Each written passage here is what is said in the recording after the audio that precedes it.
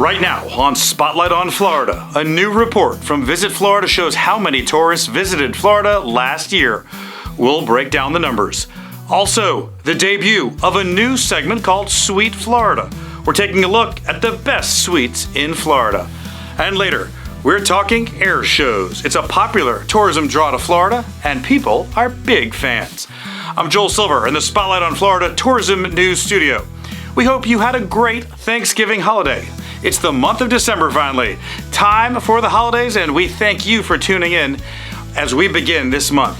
Our big story of the week is a new report from Visit Florida. Such a big story, we're devoting the entire news segment to the story. And here is the headline. Florida tourism industry generated more than $100 billion in economic impact, marking a record year for their tourism growth. In 2024, Florida's tourism sector achieved an amazing milestone. Its overall tourism economic impact exceeded $130 billion. You heard that right.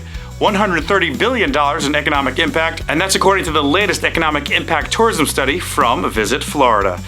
That record number serves as a reminder of just how important tourism already is to Florida's economy, a powerhouse sector that not only brings people in from all over the world, but creates significant economic benefits for a wide array of industries. The study confirms that tourism is an economic cornerstone for the state of Florida, driving not just direct revenues, but also influencing job creation, local business growth, and infrastructure development. Florida's tourism impact extends beyond the hospitality sector as well, stimulating the transportation, construction, and retail industries and providing a substantial boost to the state's overall economic resilience. The $130 billion generated is a reflection of the tourism sector's ability to create ripple effects across local economies, ensuring a diverse range of economic benefits. The tourism industry's role does go beyond tourism-related businesses, impacting various sectors that depend on the influx of tourists. For example, construction projects related to hospitality infrastructure, including new hotels, transportation networks, and entertainment venues, are often funded by revenues, and that all goes into the big number. It's all generated from tourism. As a result, Florida's economy has become increasingly interconnected with the tourism industry, making it that key economic driver of our region. So it's good news all around. And stay tuned in future weeks as we discuss the numbers with tourism leaders right here on Spotlight on Florida. But let's talk about the employment now. One of the most significant aspects of tourism's economic impact in Florida is its role in job creation. The tourism sector continues to be a major employer in the state, supporting direct and indirect jobs in fields such as tourism management, hospitality, transportation, and customer service. The growth in tourism-related employment ensures that local communities benefit not only from increased revenues, but also from that job stability and economic security. So let's break down some of these numbers. Tourism in 2024 broke records at 143 million visitors. Visitor spending by out-of-state travelers increased by 3% in 2024, reaching $134.9 billion to be exact. The travel and tourism sector accounted for 7.8% of Florida's nominal gross state product, contributing $133.6 billion to the state's economy in 2024. Check this out. For every $1 spent by a visitor, 99 cents stayed right here in the Florida economy, with 59 cents supporting worker salaries. This is up from 97 cents of every dollar being retained in the Florida economy in 2023. Taxes generated by travel and tourism in Florida grew 3.3% in 2024, reaching $33.6 billion. And without tourism, Florida's households would pay $1,730 more annually in state and local taxes alone to sustain the current levels of revenue. Tourism-supported employment in Florida grew by 1.8% in 2024, reaching 1.8 million jobs. Tourism-supported wages totaled $79.9 billion, including $44 billion in direct wages. This represents a 4.6 year-over-year growth from 2023. It's a pretty comprehensive report, and we'll have more on in the future weeks. And that's your big story this week in tourism news. It's time now for an important moment here on Spotlight on Florida. For several months, we've watched as viewers have tuned in for the latest in tourism news, and we are so glad you like this new channel that brings you so much great information.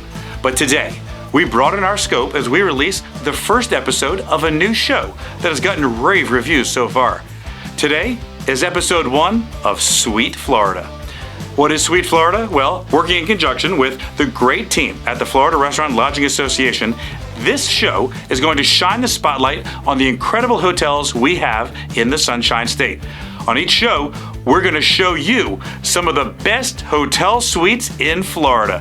But that's not all. We're also going to highlight the rest of the entire resort, as well as the community that the hotel resides in. It's going to be a great, great show. Already, our camera crews have been to Sarasota, Amelia Island, Orlando, and more. But today, for episode 1, we're going to begin in a city that you may not have thought of. We're going to Ocala, Florida, to look at the Equestrian Hotel at the World Equestrian Center.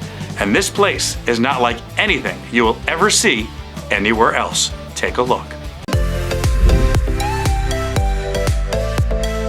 Welcome to Ocala, Florida, the horse capital of the world. Behind me, the Equestrian Hotel at the World Equestrian Center. The city of Ocala, often referred to as the horse capital of the world, boasts more than just magnificent thoroughbreds.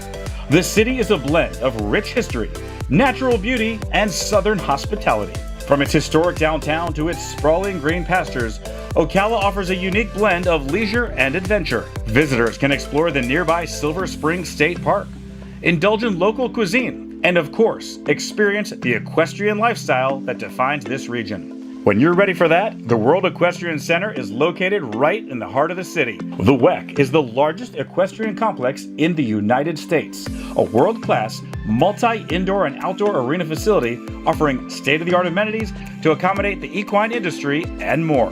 This place is a traveler's dream, whether you're a horse lover or just a fan of top-notch vacations. At the heart of the World Equestrian Center, we introduce you to the ultimate in luxury accommodations. As Ocala's only AAA 4-diamond resort and one of Time's 2024 World's Greatest Places, the Equestrian Hotel assures guests an unforgettable stay.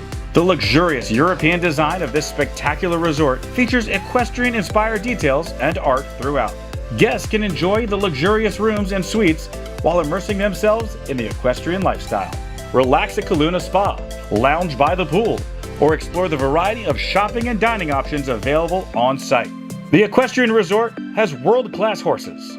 It's got unique amenities. This is the ultimate in luxury, and they invited us inside to take a look at their suite.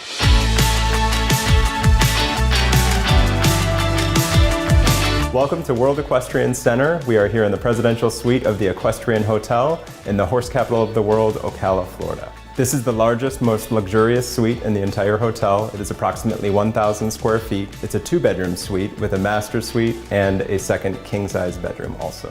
There's a dining room, a full-sized kitchenette, 2.5 bathrooms.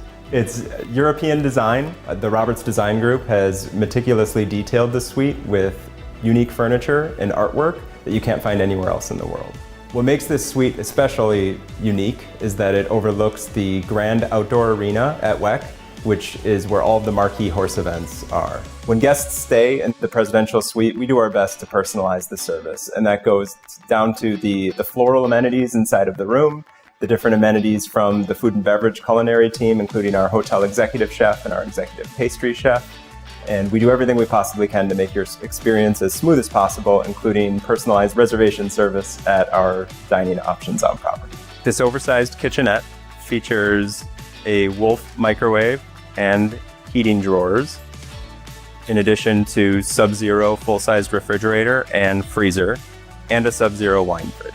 What I love about the oversized kitchenette is the custom cabinetry and the tile work, and guests always comment about how picturesque and idyllic it is. The dining space is a masterpiece.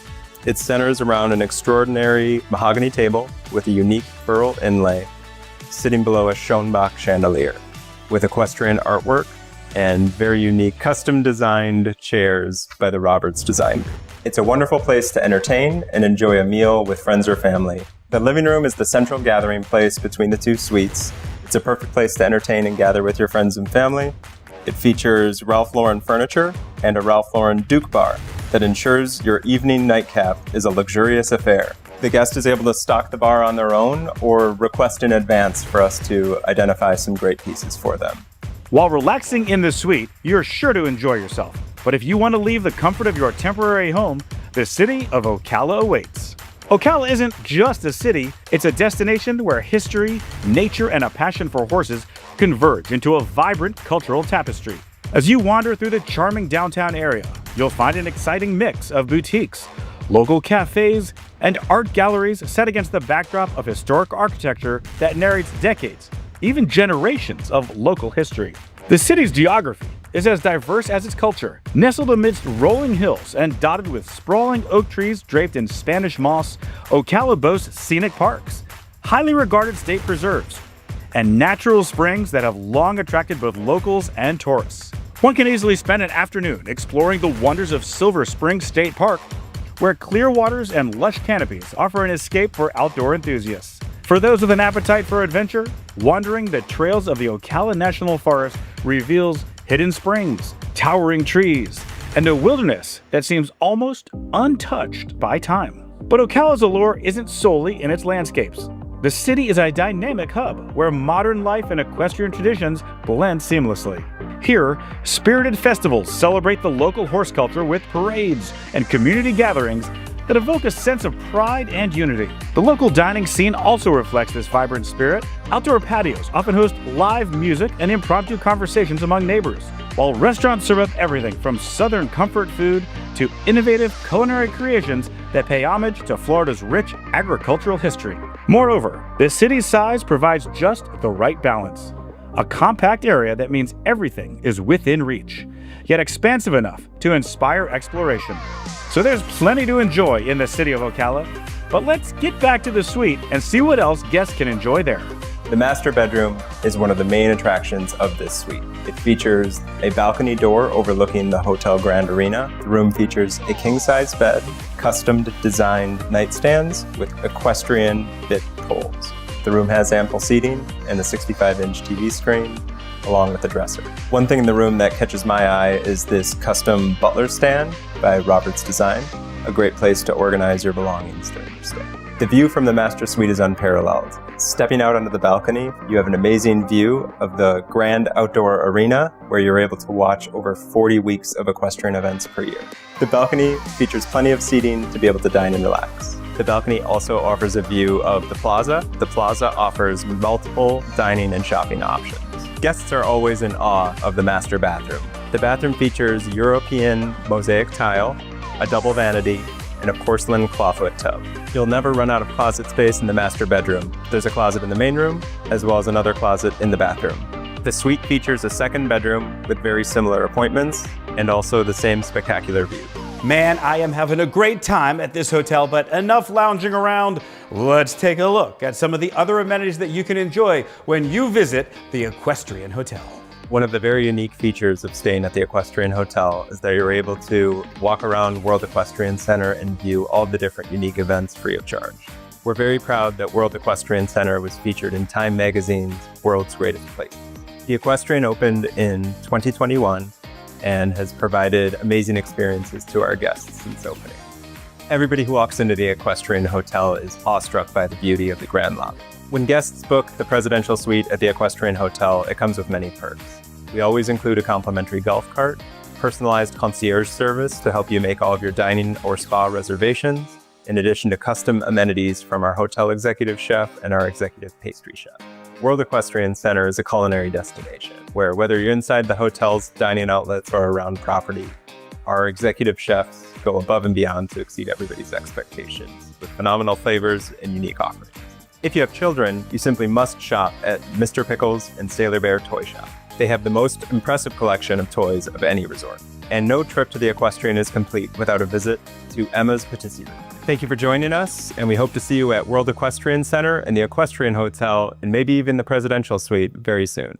A big thank you to the Equestrian Hotel. And now, time for our big interview of the week. It's an amazing event on the west coast of Florida that has everyone talking.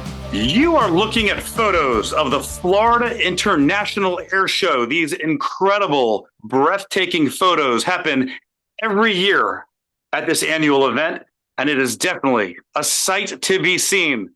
And we are so excited. Joining me now is the president of the Florida International Air Show, Denise Dull. Denise, welcome to Spotlight on Florida, and tell us a little bit about this event. Give us the general overview of the Florida International Air Show. First, thanks for having me. I'm happy to tell our story because we're one of those little hidden gems that not too many may know about unless they're in the immediate area or within our ticketing base. But we're a 43-year-old air show. We take place annually in the fall at the Punta Gorda Airport in Punta Gorda, Florida. I love it. And this is an event that attracts so many people every year. And it's ranked high in some recent rankings, right? In terms of great events across the country. It is, and we up against some big boys too in the state. Florida has a great reputation and a good selection of air shows around us, naval bases and civilian shows.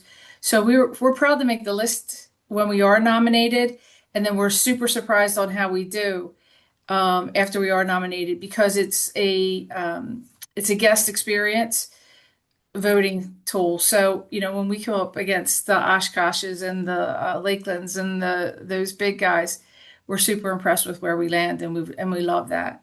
Folks seem to like us. We try to pride ourselves on having a good experience and to be good hosts, and it seems to be working in our favor. So. No, that's awesome. Here on Spotlight on Florida, we've got an audience of, all sorts of different folks. We got people in the industry, tourists, all kinds of people that are watching. And we love to cover a variety of events. And we love air shows. We've been all over recording air shows, putting them on and talking to folks. But that's why I wanted to make sure we got you on here, because what you do down there is really special. Charlotte County is just an amazing part of the state. But here we go. Now, listen. Anybody in hospitality knows you got to be able to adapt. You got to be able to change when things happen. And this year was a really interesting year because you had to make some last minute changes. Am I right? We did, and it was one of those things where you didn't know certain things up until the absolute last minute. So you're planning for things that are creating expenses for you because you have to have them. If the military says they're coming, you have to have these things in place for them. And if they don't come, you still have that expense that you're carrying in cost. About 80% or 90% of air show expenses are paid prior to the event day. So it's a costly event. And then to have that change like so close to event weekends is extremely difficult, like we did this weekend. The government had a shutdown. We were on task to have one of the largest shows we've ever had in our history. The Blue Angels were returning after 13 years. They hadn't been here. We had not only the Navy, but we had the U.S., the Air Force demo team coming back as well because we had to cancel our show in 2024 due to 2 hurricanes hitting us within a month. And so we pivoted on that year also and tried to roll some things over. We were selling tickets at a great clip. We had sponsors on board. We had exhibitors. We had a lot of folks really creating interest in our show. And then the government went down and shut down. And we lost. When you have a lot of military involved, that's a big part of your show. It was 21 aircraft on our static line. Both the Blue Angels and the Air Force and Heritage Flight slots in our show. And, folks ticket holders that just did not come out because that was the show they wanted to see. So what did you do? How did you make this all right for the guests that were watching? We called all of our friends and our network of people that we've worked with over the years. And we had, for the first time ever in Florida history, we had Randy Ball and his 3 MiG-17s. They've never had 3 perform together. So we brought that in, hoping it would bring up some more interest in the show. And then Patty Wagstaff did us a solid and came out of retirement. She's very well known in the industry and had retired last year, and she came out and did some things for us. And then Matt Yunkin, who's another great performer, was able to come in and join the lineup. So we created a schedule of performers that wasn't quite the loud and fast we had anticipated, but had some record-setting aspects to it that really was a good show for the 2 days for folks that were here. Oh, that's awesome. I'm so glad to hear that. But hey, that's our industry. That's what happens with all, Yes. on a daily basis. whatever Mhm. industry, whatever part of this industry you're in, air Yeah, shows, restaurants, hotels, theme parks. We are always trying to adapt, and but it's good. I'm glad to hear that you made it work. we did. Yeah, I'm sorry. Go ahead. you've touched on some of these things about air shows, and air shows. I mean, they really are. We have them all over Florida. People just love them. In addition to being president of this air show, you're the vice president of the Southeastern Air Shows. Is that right? What's the position It's there? called the Southeast Council of Air Shows.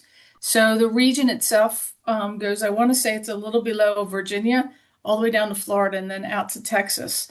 So it creates an opportunity for the air show industry, not just the producers like ourselves, but performers, support types of businesses and agencies and things like that to meet on a smaller scale than we do in December, which is coming up actually next week. The International Council of Air Shows, which is everyone all over, Wow. will come together. So the regional presents a little bit more intimate of a setting where folks can do that networking. We can do those mentoring type of situations, the educational pieces where people can really learn more from folks that work and support the shows in the region rather than the larger scope, which is huge. It's everybody in Las Vegas. So And it what is. do people all over the Southeast region think of Florida? They is this the You place to know, be? yes, they love to come here, actually. You would be surprised when we go to Las Vegas and when we announced that the conference would be coming back to Punta Gorda in March, people were already making the reservations and reaching out to determine what the dates were and things like that. So because they want to be here. Everybody likes to come to Florida in March. Or the winter months. But like I said, we like to be good hosts, and we have a good show. Well, in Las Vegas, the people will flock to you to want to come to the show when they know that you have a good, solid community that supports you. You have a solid, respectable show or event in this case, and it keeps us on the radar for folks that we might not have seen yet, um, who want to come and be part of our show. That's awesome. Like I said, we got people all over the state that watch us that are in the industry. So we like to talk numbers. We like to look at this thing. So, I mean, in terms of putting on an air show, what does it take? How many people? What's the budget like? And just how long do you have to prepare for a show? We know what we get asset wise from the government 2 years out. So when we go to Las Vegas next week, they'll do military announcements on Tuesday morning, and we'll know what's been Wow. allocated to us in 2026, and then also in 2027.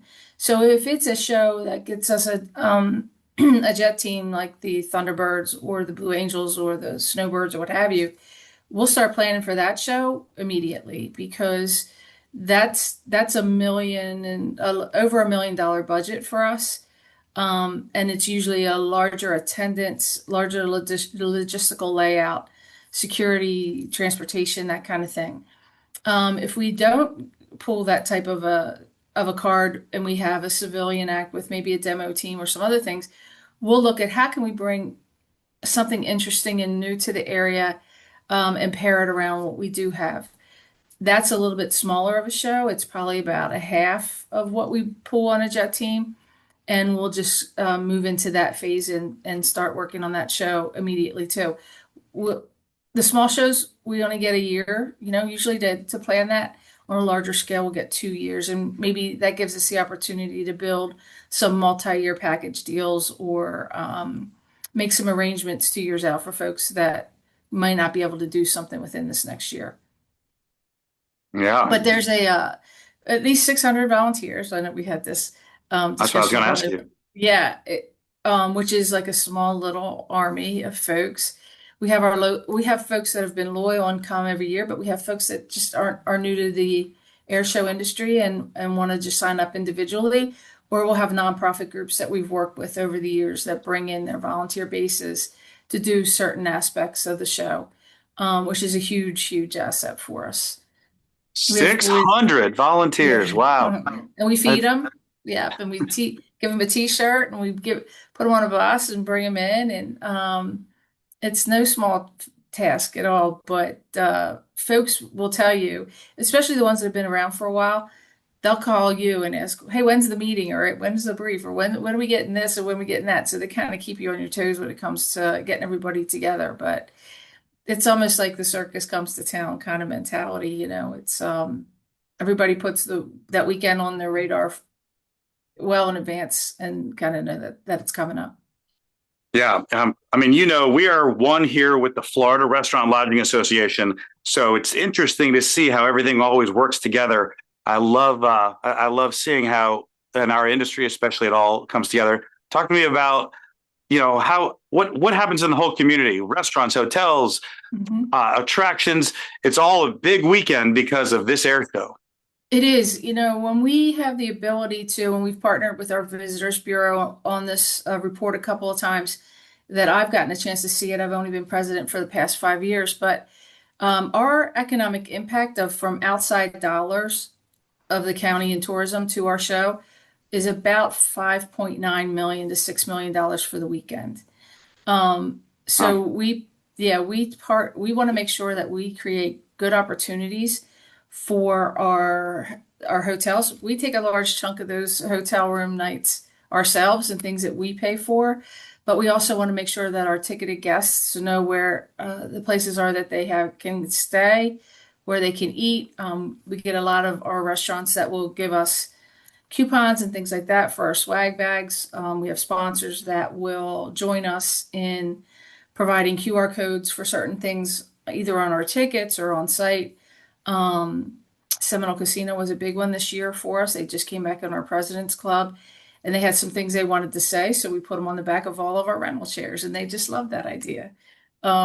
So, you know, it's creating those opportunities to make good partners and then have people that will come back, not just for the show, but will come back maybe another time of the year to visit and come see us again, or move here, or do whatever it is that they would like to do. It's just we give them a little taste of what Charter County is all about, and see how it goes from there as far as visitors to our area. Yeah, I mean, I But we have absolutely some love it. Yeah, great we have yeah, some great hotel partners. it's good. They're always the first ones to hop up and want to make those arrangements. And then in turn, we have a accommodations page on our website that when the tickets go on sale, that information is right there for ticket purchasers to know where to stay. Yeah. And I just love it. Just talking to you, I can tell you love doing this. You love the event, I do. and we talk about tourism and hospitality. Wrap it all up for us. How much do you love being a part of just the whole Florida idea of hospitality and tourism, and how do you all fit in it, and how much do you enjoy being a part of it? I the whole board and all of the volunteers and everything in the show are all of that volunteers. We don't have any paid staff on our roster. I have to love it if I put that much time the time into doing what we do and to be so good at it. And we have a terrific board of experienced folks that are passionate about it too. Um, it's not an easy thing, especially when everybody has other jobs and other things and so many tasks in the community that can take your time. But it's when I've said this in interviews. If you haven't been to an air show, it's like taking football, pizza, hot dogs, um, fireworks, NASCAR, and Leonard Skinner, and wrapping it all up with a bow and putting a military flag on it, and that's an air show.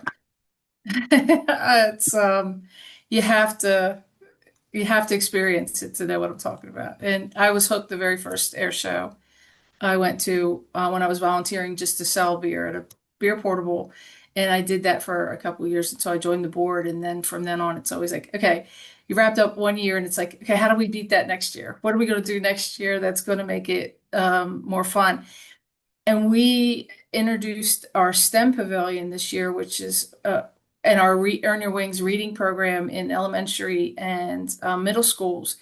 And because Charlotte County has a great aviation and mechanics program in our technical college, And we have some employers that are coming to the airport that's going to need that skill base. So that's our focus. Also is how do we build out that educational piece and give youth an opportunity to experience aviation, who may not have had an opportunity to do that in the future. So it's not going to just be an air show on air show weekend. It's going to be the air show year round. I like it. It sounds like everything is in good hands under Denise Dull, president of the Florida National Air Show. Denise, we thank you so much for joining us. I assume we've got dates already for next year. It's got your Charlotte County, the beautiful county. You got a great air show with all kinds of talent. And what date should people put on their calendar? I'll tell you, you say that we have a November date slotted right now, but we also have something in the works. We don't know how it'll play out because we won't know until Tuesday, to bring another exhibit in that has never been to our show. So we worked with a couple of other shows to try to line some things up, and I'll know next week how that worked out for us. So we could be earlier in October, or we could be in the November slot. So sometime in the fall. You but the heard it here announcement will be a first. big one, so you'll hear it. You'll hear it We from don't. Las Vegas. Yeah. The verdict is still out. You have to stay tuned to find out. And Denise, I hope you'll come back and share with us all the information and tell us more about the show. But thank you so much for joining us. We appreciate it. And thank you for being here on Spotlight on Florida. Thanks for having me. All right. That's going to wrap up that interview. Spotlight on Florida rolls on with more programming right now. And that is going to wrap it up for this Wednesday episode of Spotlight on Florida. We thank you so much for tuning in. Remember, a big thanks to Response Marketing Group for sponsoring this show. RMG, a leader in visitor intelligence and data-driven marketing, helps sports towns and tourism destinations unlock powerful insights with their Bullseye and Smart Pixel platforms, transforming customer data into actionable strategies. And that is going to wrap it up for us. We thank you for tuning in as you do every single Wednesday. We will always have all your tourism news headlines, events, and great interviews here on Wednesdays. And throughout the week, you can look for different segments on social media. Spotlight on Florida enters December with a big, big wind behind it as everybody is loving the new channel and the content that we're providing. We ask you to make sure you follow it, comment, and share it with your friends. But for now, that's going to wrap it up for this episode of Spotlight on Florida. We will see you next week.